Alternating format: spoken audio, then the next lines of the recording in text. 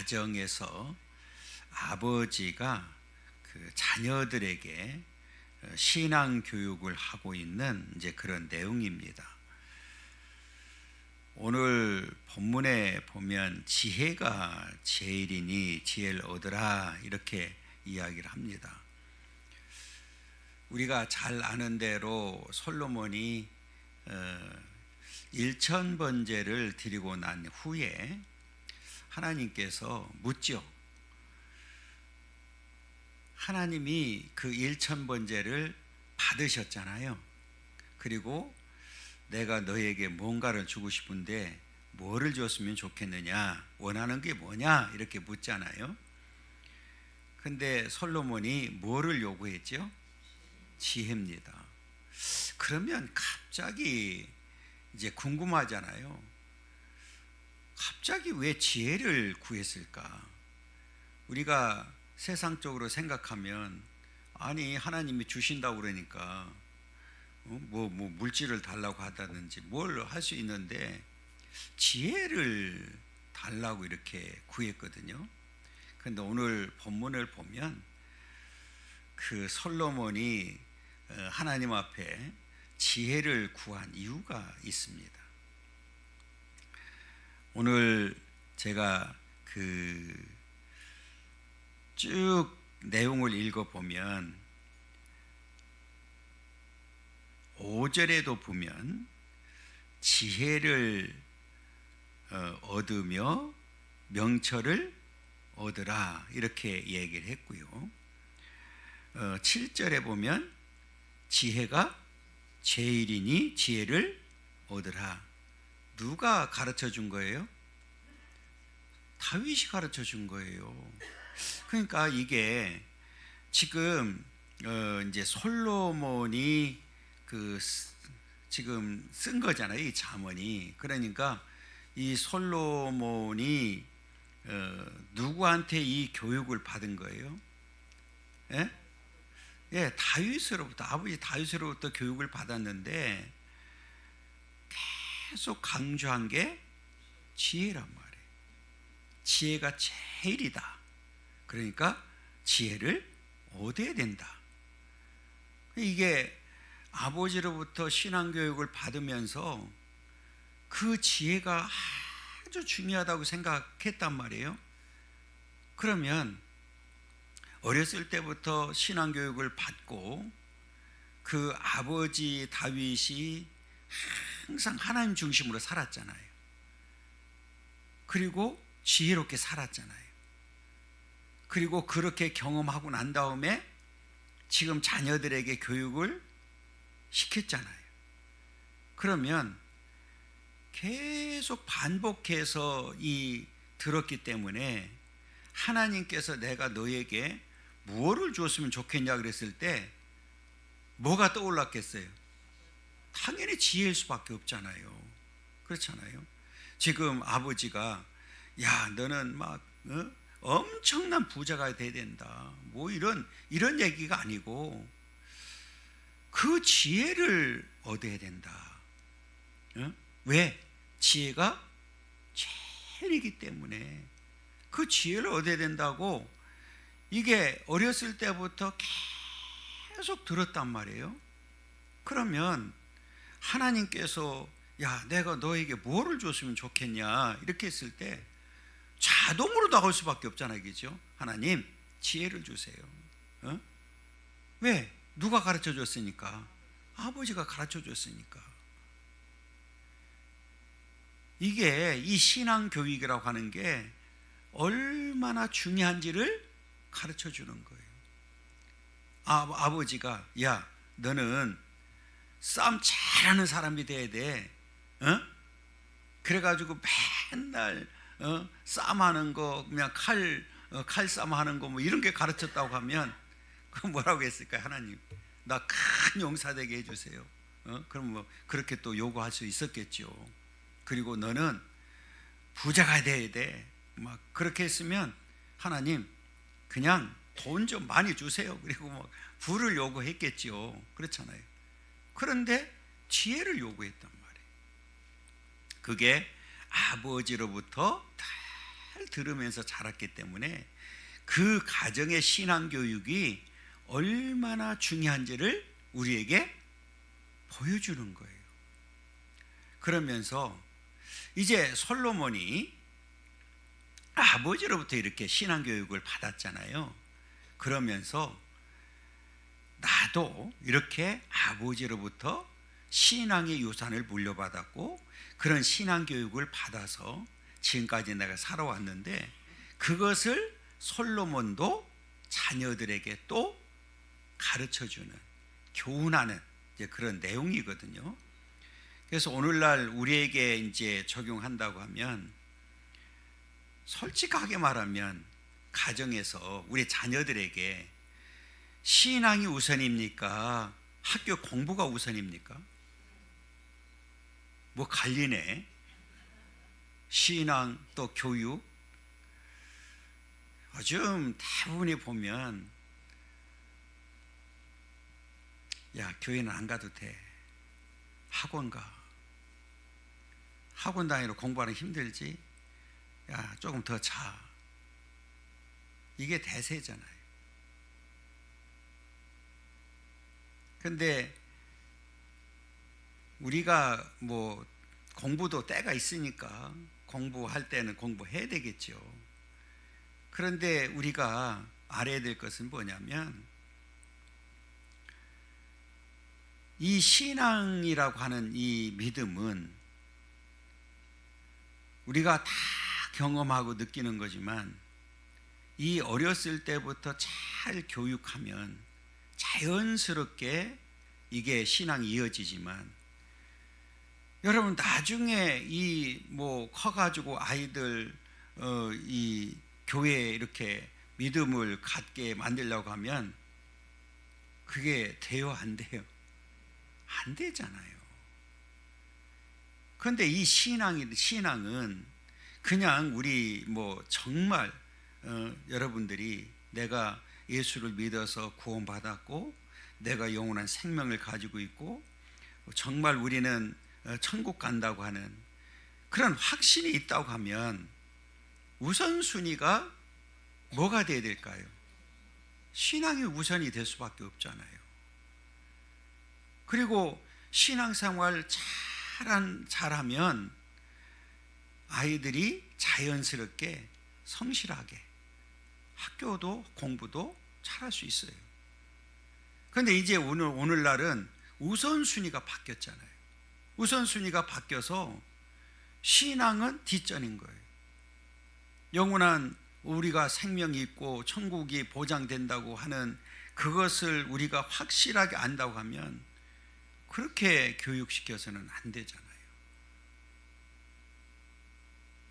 오늘 솔로몬이 아버지로부터 이렇게 나는 배웠다고 하는 사실을 이제 가르쳐 주는데 그래서 시작합니다. 아들들아 아비의 훈계를 들으며 그랬어요.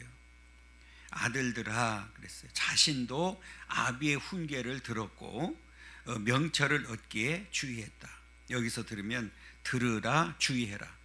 여기서 아비의 훈계를 듣는다고 하는 얘기는 그냥 귀로 듣는 게 아니에요. 그 훈계에 내가 동감을 하고 적극적으로 행동으로 옮기는 것까지를 말하고 있고요.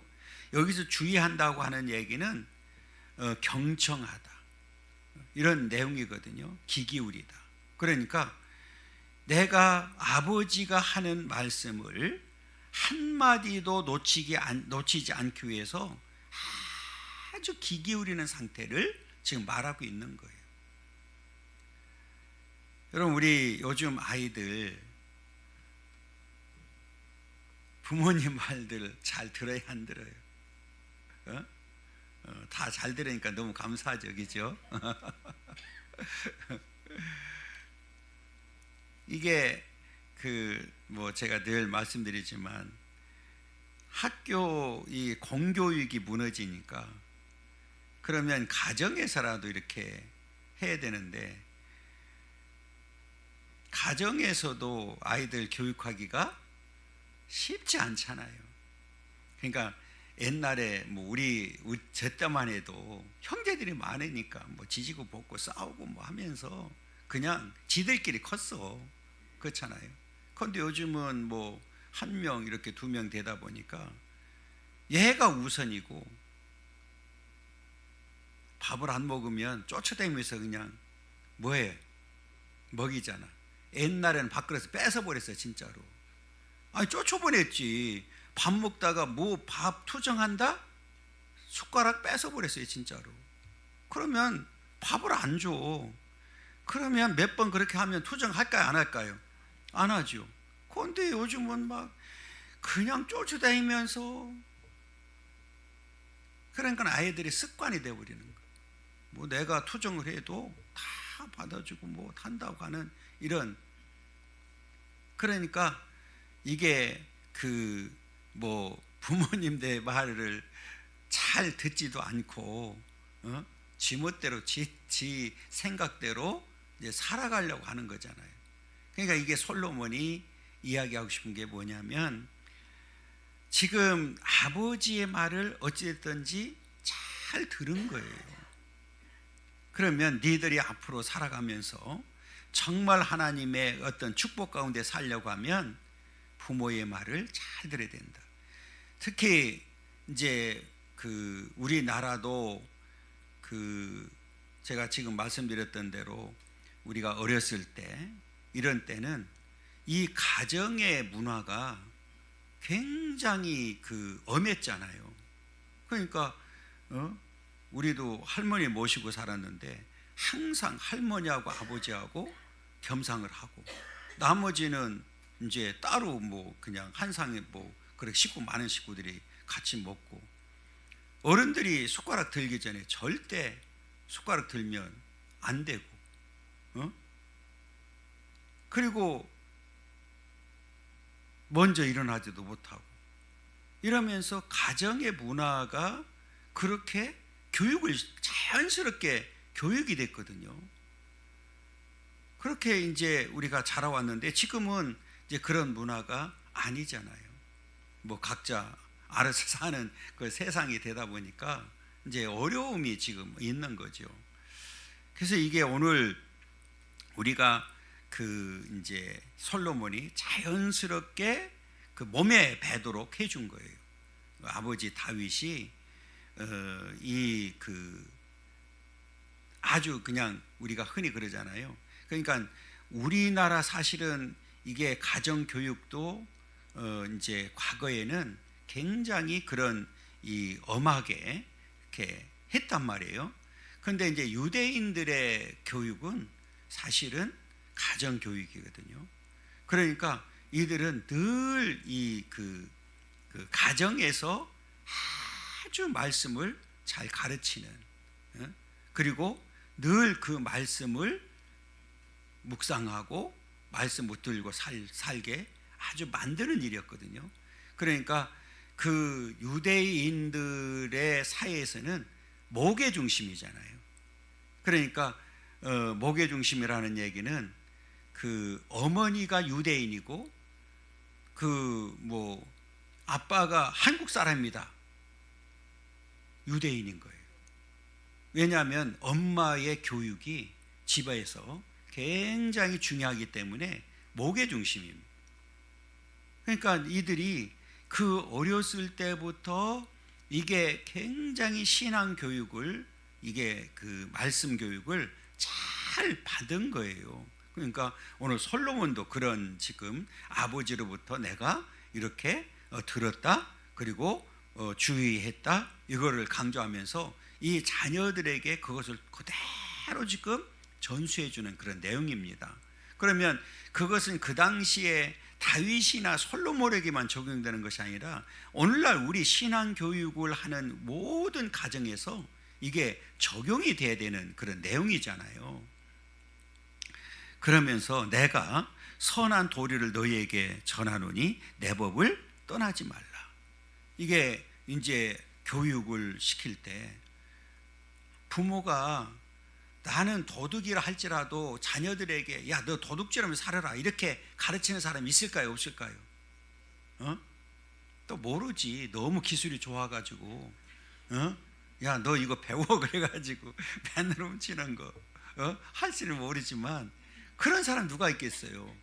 오늘 보면 이게 부모님이 자녀들에게 교육하는 그런 내용은 사실은 그 당시에는 잔소리로 들릴 수밖에 없어요. 그게 지나고 나보면, 그죠? 잔소리로 들릴 수 있는데, 그러나 부모가 이렇게 이야기할 때에 자식들이 잘 되기를 원해서 하는 거지. 그렇잖아요. 그러니까 오늘 선한 돌이라고 하는 것은 하나님의 말씀은 다 선한 돌인 거예요. 그래서 그것을 어떻게 하지 말라고요? 떠나지 말라. 어떤 경우로도 이 내법을, 하나님의 말씀을 떠나면 안 된다. 굉장히 중요한 부분이잖아요. 예를 들면 우리가 대한민국에서 지금 살고 있잖아요. 그러면 대한민국에서 살면 뭐를 지켜야 돼요? 법을 지켜야 되잖아요. 그러면 대한민국에서는 이 법을 지키면 우리는 자유를 마음껏 누리고 행복하게 살 수 있잖아요. 그렇죠? 그러니까 이게 그 말씀도 마찬가지예요. 이거는 하나님께서 주시는 이 말씀을 이제 자녀들에게 교육을 하고, 그 자녀들이 그 말씀을 잘 지키면 하나님께서는 거기에 따르는 축복을 주시겠다고, 오늘 이제 그 5절부터 9절에 보면 반드시 그렇게 이런 축복을 하시겠다고 약속을 해줘요. 그렇기 때문에 어떤 경우라도 말씀을, 하나님의 법을 뭐 하면 안 돼요?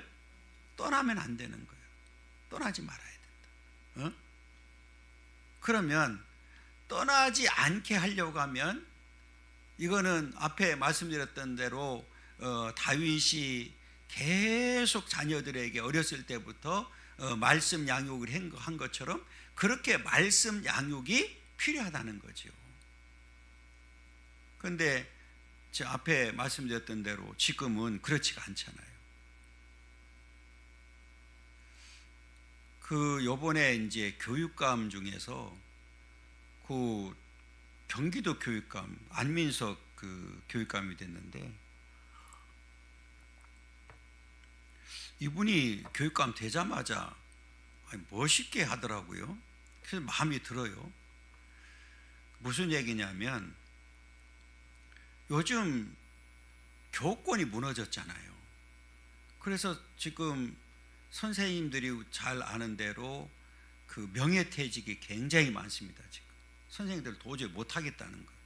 그리고 교장, 교감 하려고 하는 사람이 안 나서는 거예요. 이제는. 옛날에는 막 교장, 교감 하려고 막 경쟁을 했는데 이제는 서로가 안 하려고 그런대요. 왜냐하면 너무 힘드니까. 아이들 관리하는 것도 그렇고, 툭하면 학부모들이 찾아오고 뭐 고발하고. 그래서 가서 이렇게 보니까 한 학교 선생님이 계속 학부모 한 사람으로부터 그냥 괴롭힘을 당하고, 그리고 심지어는 그 고발을 당한 거예요. 그러니까 내용을 파악해 보니까 학부모가 이게 너무했고 잘못한 거예요. 그러니까 교육감이 고발을 한 거예요. 그 학부모에 대해서. 그러니까 학부모가 내가 이제 취하겠다 그러니까 교육감이 이미 늦었다. 안 된다. 그리고 지금 이제 했어요. 그리고 우리 참교육 그게 드라마 있었잖아요. 그게 실화를 중심으로 해서 한 거기 때문에. 그리고 교권, 이제 학교를 보호하고 교사들을 보호하는 그 참교육에서 나왔던 그 제도를 그대로 가지고 와서 300명을 뽑았어요. 이미 뽑았어요, 지금. 그래서 학교에 지금 이제 적용하겠다는 거예요. 그래서 이 양반이 멋있더라고요. 한번 가봐야 되겠어요. 아니, 이게 너무 교사들이 시달림을 당하고 하니까 적극적으로 보호하겠다. 이제 그러니까 이게 우리가 인권 인권을 우리가 보장을 해줘야 되겠지만, 여러분 학교 한번 가보세요. 중학교, 고등학교 애들 반에서 치고받고 싸워도 교사들이 별로 개입을 안 합니다. 그리고 자는 거 절대 안 깨웁니다. 깨우면 금방 112 신고해서 와요. 그 아이들이 뭐를 얘기하냐면, 난 인권이 중요하다. 나는 잠잘 권리도 있고 난 쉴 권리도 있다. 그러면 선생님들이 깰 수가 있을까요, 없을까요? 안 깬다니까요. 그리고 선생님들이 그냥 교육 공무원이에요. 나는 교사라는 말을 안 씁니다. 요즘은 잘 교육 공무원이라고 얘기합니다. 그러면 뭐예요? 한 달 동안 그냥 문제 없이 지나가면 돼. 그리고 난 봉급 받으면 끝이야. 사명감이 없는 거예요. 그러면 사명감이 없게 만든 것은, 이거는 사회가 그렇게 만들어 버린 거예요. 그 인권 조례라고 하는 것을 만들어 놓은 다음에 학교 교권이 완전히 무너진 거예요. 지금 심각한 거예요. 그냥 우리가 이게 앞으로 다음 세대들이 잘 자라야 되는데 그렇지가 않은 거예요, 지금. 그러다 보니까 교회에서도 아이들을 다룰 수가 없는 이제 이런 상황이 벌어지는 거예요. 그러니까 다 무너지는 거예요. 그래서 앞으로 우리가 이 교육에 대해서 참 심각하게 생각해야 되는데, 오늘 여기서도 보면 이게 이제 어렸을 때부터 그걸 가르쳤기 때문에 떠나지 않는 법을 떠나지 말라고 했기 때문에, 그러면서 나도 내 아버지에게 아들이었으며 내 어머니 보기에 유약한 애아들이었다. 지금 유약하다고 하는 단어를 썼잖아요. 그러니까 왕이 될 때에도 나는 유약하다고 얘기를 했고, 그 다음에 그래서 그 다윗이 이제 성전을 짓지 못하고 그 아들이 성전 짓도록 다 만들어 줄 때도 아들이 유약하다는 말을 썼어요. 그런데 이 말을 쓴 것은 사실은 그 말씀을 기록할 때는 솔로몬이 굉장히 강할 때입니다. 아주 힘이 있었어요. 그러니까 심지어는 애굽의 왕이 자기 딸을 줘가지고 이게 정략 결혼할 정도니까 그때 다윗은 유약한 정도가 아니에요. 세계 만방에 이 솔로몬의 이름이 아주 떨쳐질 때거든요. 그런데도 유약한 나는 연약한 이제 존재였었다. 그러면 여기서 유약하다는 단어를 쓴 이유가 뭘까요? 내가 그렇게 유약한 존재였었는데 내가 하나님의 말씀의 능력을 힘입고 해서 하나님께서 나를 어떻게 했어요? 강한 존재로 만들어 주셨다. 그걸 강조하고 싶은 거예요. 그러니까 어떤 연약한 존재를 할지라도 하나님의 능력에 의해서는 강하게 된다. 이걸 강조하고 있는 거예요.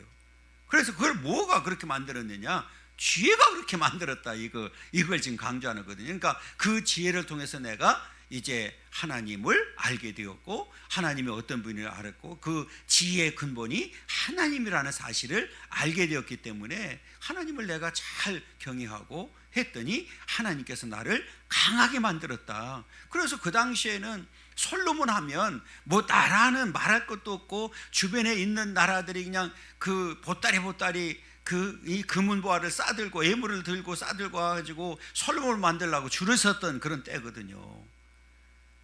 그렇게 나는 연약한 존재였었는데 하나님께서 어떻게 만들어 주셨어요?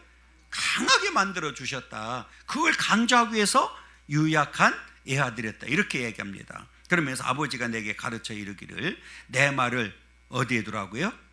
내 마음에 두라 그랬어요. 앞에 이제 그 1절에서 보면 아들들아 아비의 훈계를 들으며 명철을 얻게 주의하라 그랬잖아요. 여기에 그러니까 우리가 이 말씀을 듣는, 그러니까 우리가 자녀들도 말을 내가 어떤 말을 했을 때 잘 귀담아 듣는, 공부 잘하는 사람들의 특징이 어디 있을까요? 신앙생활 잘하는 사람들의 특징이 어디 있을까요? 오늘 여기 말씀을 듣고 어디에 두는 거예요? 마음에 두는 거잖아요. 마음에 새기는 거잖아요. 그래서 우리가 마음밭을 기경한다고 그러잖아요. 그래서 내 마음밭을 먼저 기경해서 그 말씀이 내 마음밭에 새겨져야 되는 거죠. 여러분, 이게 그냥 단순히 귀로만 듣고 그냥 흘러버리면 내 것이 될 수가 없잖아요. 마음에 두라고 하는, 그리고 내 명령을 지키라. 그리하면 살리라 그랬어요. 여기서 산다고 하는 것은 단순히 내가 생명을 연장하고 뭐 이런 게 아니에요. 여기서 산다고 하는 얘기는 내가 살면서 아주 가치가 있고 보람이 있고 모든 사람들로부터 인정받는 그런 삶을 살도록 만들어 주시겠다는 약속입니다. 그러니까 하나님께서 이제 우리에게 말씀을 주시는데 누구를 통해서 주셨느냐? 우리 부모님들을 통해서 나에게 말씀을 해주셨는데 그 말씀을 내가 떠나지 않고 내 마음을 두었더니 하나님께서는 내가 이 땅에 사는 동안에 존귀한 자로, 그래서 많은 사람들로부터도 인정받는 자로 가치 있고 보람이 있는 삶을 살도록 만들어 주신다고 하는 약속이거든요. 그러니까 오늘 우리도 이 땅에 사는 동안에 하나님께로부터 복된 삶을 살기를 원한다고 하면 그 말씀을 마음에 두고 영원히 떠나지 않는 삶이 중요한 거죠. 그래서 오늘 우리가 이 땅에 사는 동안에 어떻게 살아야 되는지를 분명히 가르쳐 주고 있는데요. 자, 그러면 이제 5절과 6절에서는 해라, 하지 말아라 반복해서 나와요. 그렇게 하면 이제 7절부터 9절까지는 반드시 하나님께서는 축복하시겠다고는 약속이 나와요. 그 축복 중에 뭐가 나오느냐면 지켜주겠다, 보호해주겠다, 그리고 반드시 승리하게 만들겠다. 요 약속을 해주고 있거든요. 그러니까 잘 보세요. 자, 5절 보면 지혜를 얻으며 명철을 얻으라. 내 입의 말을 잊지 말며 어기지 말라 그랬죠. 그죠? 잊지 말며 어기지 말며 하지 말라고 지금 얘기를 합니다. 뭐 하지 말라 이렇게. 그러니까 네가 지혜를 얻으며 명철을 먼저 얻되 내 입의 말을 잊지 말며 어기지 말라. 또 얘기합니다. 6절에 보면 지혜를 버리지 말라. 그 지혜가 너를 어떻게 한다고요? 보호하리라. 그를 사랑하라. 그가 너를 지키리라. 그러니까 그 말씀을 왜 떠나지 말아야 되고 그 마음판에 두고 절대로 잊지 말고 어기지 말고 지켜야 되는지, 그 말씀을 지키게 되면 그 말씀이 너를 보호해주고 그 말씀이 너를 지켜준다는 거예요. 그러니까 오늘 하나님께서 이제 철저하게 이렇게 보호해 지켜주는데, 이것은 우리가 다윗을 보면 다윗이 실제로 그 엄청난 일들이 많이 있었잖아요. 그런데 그때마다 하나님께서는 그 다윗을 어떻게 했어요? 보호해 주시고 지켜 주셨습니다. 우리가 그 성경에 보면 다윗이 이제 왕궁에서도 도망갈 때가 있었고, 도망가니까 막 이제 왕을 비난하고 돌 던지고 막 하는 일들도 있었잖아요, 그죠? 그러니까 왕궁에서 벗어나니까 이제 끝났다고 생각한 거예요. 백성들 입장에서도 이제 왕은 끝났다. 이제 왕궁을 떠났으니까 돌아오지 못할 거고 왕으로서 이제 끝났다 이렇게 생각했는데, 하나님께서는 그런 가운데서도 그 다윗을 어떻게 했어요? 지켜주셨고 보호해 주셨단 말이에요. 우리가 대표적인 사건을 들려고 하면 물론 우리가 출애굽에서도 우리가 알 수 있지만 다니엘서를 보게 되면 다니엘과 그 세 친구가 있잖아요, 그죠? 그들이 그 말씀을 마음에 두었잖아요. 그리고 지켰잖아요, 끝까지. 그래서 그 세 친구 같은 경우는 그 평상시의 풀부보다도 7배가 더 뜨겁게 만들어서 거기에 넣는데 머리털 하나 상했어요, 안 상했어요? 안 상했죠. 그 다음에 다윗, 그 다니엘 같은 경우도 사자굴에 들어갔잖아요, 끝까지 말씀을 지킴으로 인해서. 그런데 어떻게 했어요? 하나님이 보호하고 지켜주셨단 말이에요. 그러니까 이게 다윗뿐만 아니라 말씀을 끝까지 지켰을 때 하나님께서 지켜주시고 보호해 주시는 이제 그런 역사를 이제 우리에게 보여주고 있거든요. 그러면서 이제 그 지혜가 제일이다 이렇게 이야기를 하잖아요. 지혜가 제일이다. 이 제일이라고 하는 이 그 원어는 으뜸입니다. 으뜸. 그러니까 모세가 이스라엘 백성들에게 유언처럼 남긴 게 있어요. 신명기 28장 1절과 13절에 보면 머리가 될지언정 꼬리가 되지 않는다고 분명히 말씀했어요. 뭐 했을 때? 말씀을 지켰을 때. 그러니까 이스라엘 백성들이 출애굽해서 광야를 갈 때에도 말씀을 잘 지켰던 사람들은 약속대로 승리했고 가나안 땅에 갈 수가 있었잖아요. 그게 누굽니까? 여호수아와 갈렙이었잖아요. 그죠? 그리고 그 약속을 마음에 두지 못하고 하나님의 말씀을 떠나고 지키지 못했던 자들은 광야에서 다 망해버린 거예요. 왜? 하나님께서 지키지를 안 하는 거잖아요. 그러니까 오늘 이 지혜가 제일이니 지혜를 얻으라는 얘기는, 이 지혜는 지혜의 근본이 바로 하나님이시잖아요. 그러니까 그 지혜를 통해서 하나님을 경외하는 방법을 알았고 하나님을 어떻게 경외해야 되는지를 아는 거예요. 그래서 이제 그 지혜를 얻어서 그렇게 분별력 있는 삶을 살고 지혜롭게 살았더니 내가 얻은 모든 것을 가지고 명철을 얻어라. 그러니까 이 지혜와 명철을 얻기 위해서 내가 가지고 있는 것 모든 것을 다 들여서라도 지혜를 얻으라는 거예요. 그러니까 앞에 말씀드렸던 대로 솔로몬이 그냥 하나님께서 내가 너에게 뭐를 주었으면 좋겠냐 했을 때 그냥 나온 게 아니에요. 아버지의 영향이 큰 거예요.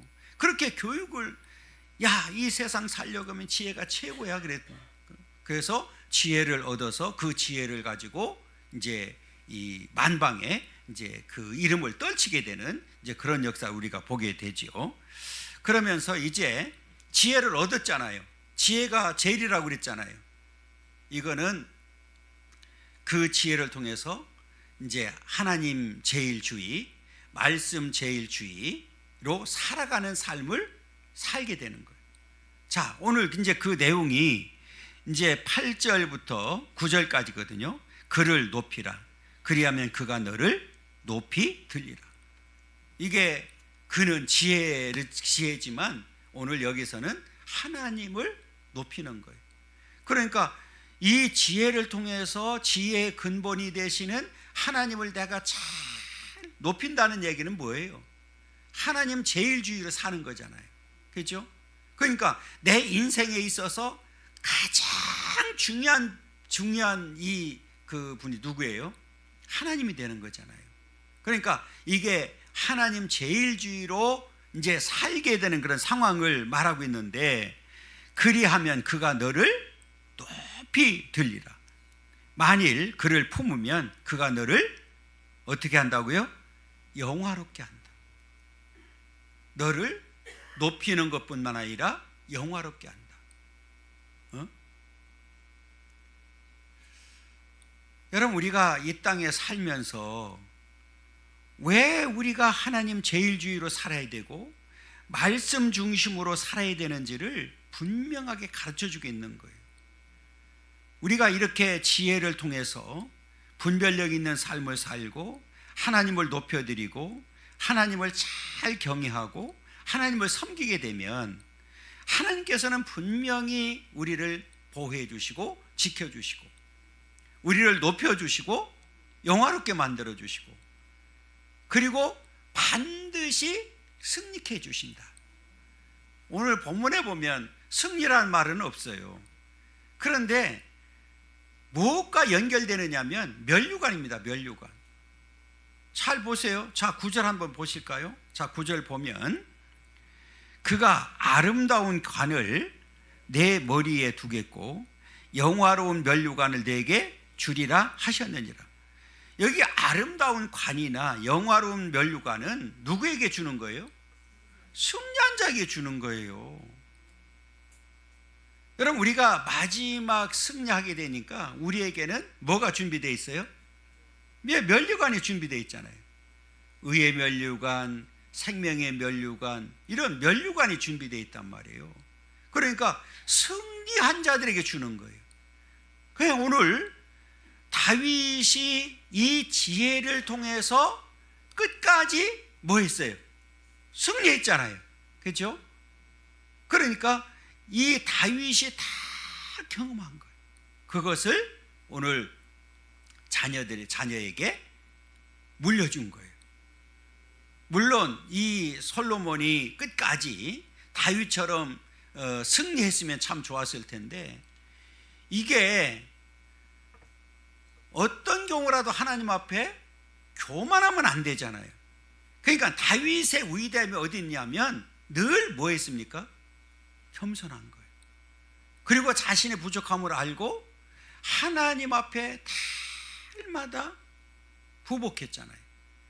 그리고 다윗의 삶을 보면 얼마나 하나님을 그렇게 영화롭게 하고 또 하나님 제일주의를 살았는지를 우리가 보여주는데 왕임에도 불구하고 자기 바지가 벗어질 정도로 뭐 했어요? 춤을 추면서 기뻐했잖아요. 여러분, 우리가 왕이 채통이라고 하는 게 있잖아. 그렇잖아요? 왕이면 채통을 지켜야 되잖아요. 그런데 지금 다윗은 내가 나라의 왕이지만 하나님 앞에서는 한낱 죄인에 불과한 거예요. 아무것도 아니라는 사실을 알게 된 거예요.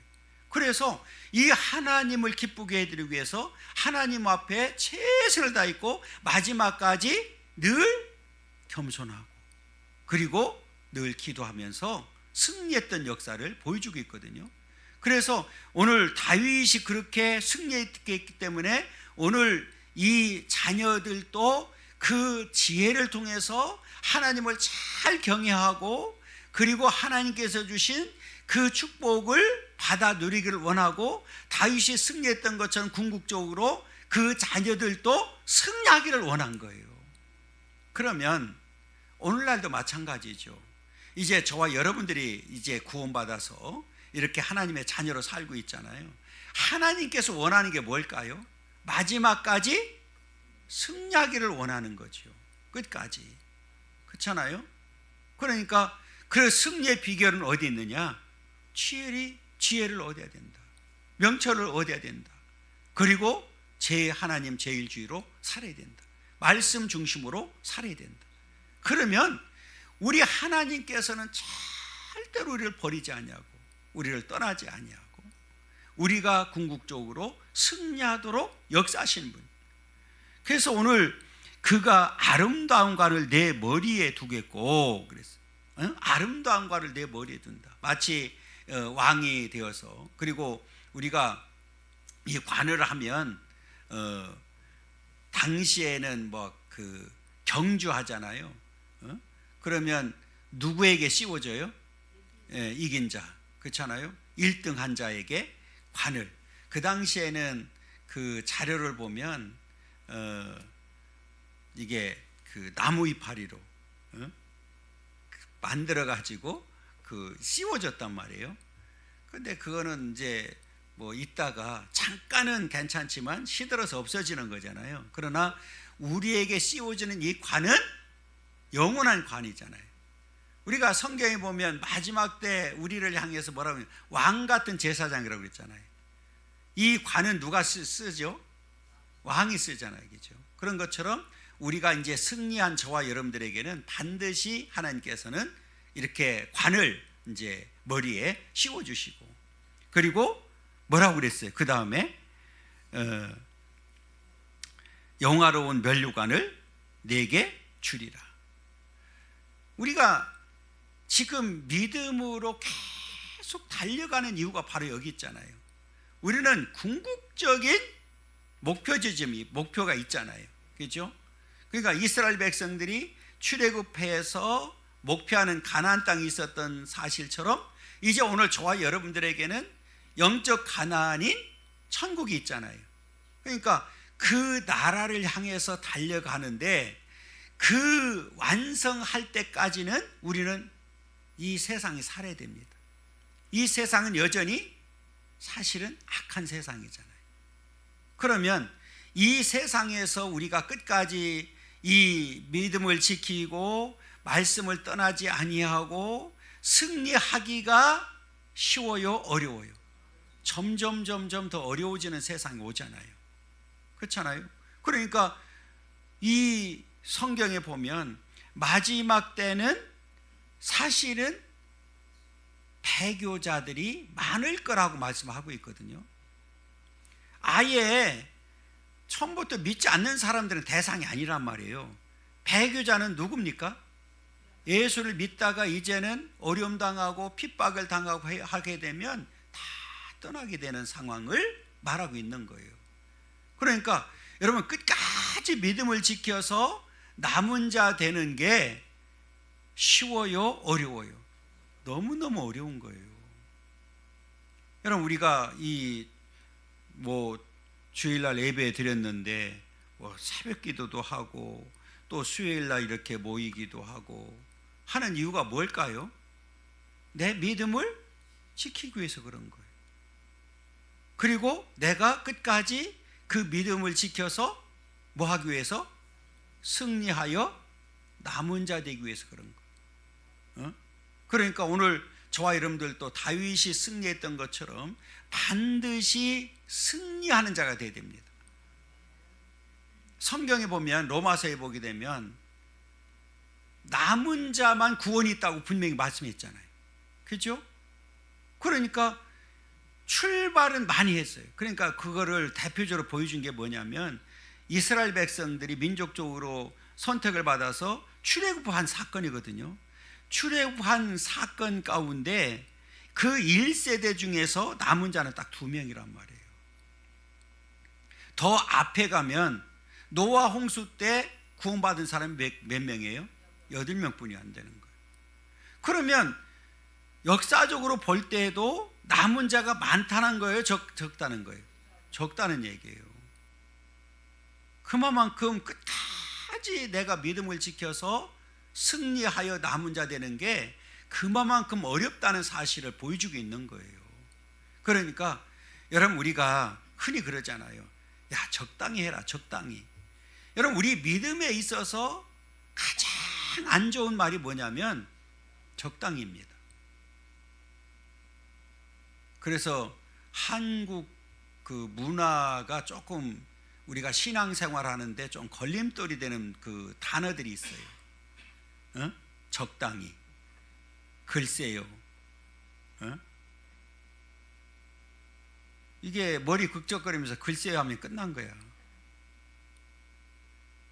그래서 우리에게는 중간 지대는 없잖아요. 예면 예고, 아니면 아니고. 우리는 분명하게 선을 그어야 됩니다. 그래서 이 확신하는 그런 믿음을 갖지 않으면 우리는 끝까지 그 믿음을 지킬 수가 없고 승리할 수 없다는 사실을 분명히 기억해야 됩니다. 그래서 오늘 저와 여러분들이 오늘 이 말씀을 통해서 왜 우리가 지혜를 얻어야 되는지, 왜 지혜가 제일이라고 했는지를 분명히 기억하고, 오늘 저와 여러분들도 하나님 앞에 지혜를 구하고 그 지혜를 통해서 하나님을 잘 섬기고 경외하고, 그리고 이 말씀을 통해서 이 세상 살아갈 때에 분별력 있는 삶을 살고, 그래서 오늘 말씀처럼 끝까지 승리해서 하나님 앞에 오늘 상급을 받는, 그래서 그 나라에서 영원한 복을 누리는 그런 믿음의 삶이 되기를 간절히 소망합니다.